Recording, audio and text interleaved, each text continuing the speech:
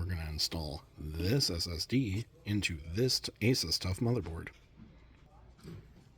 So this motherboard has a little rubber support in place for double-sided SSDs, but our SSD only has chips on one side, so we have to put an extra piece in place.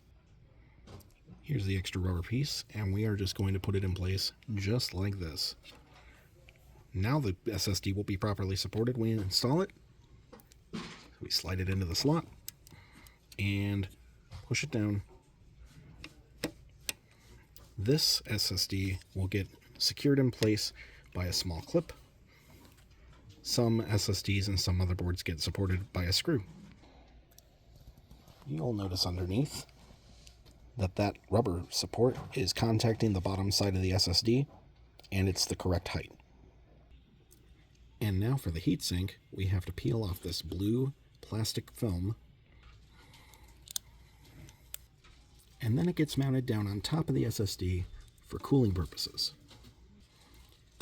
And now we have it lined up the right way. We just need to screw in these two screws.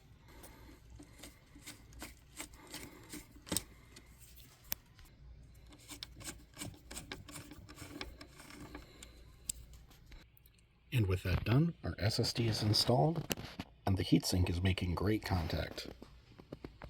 Thanks for watching.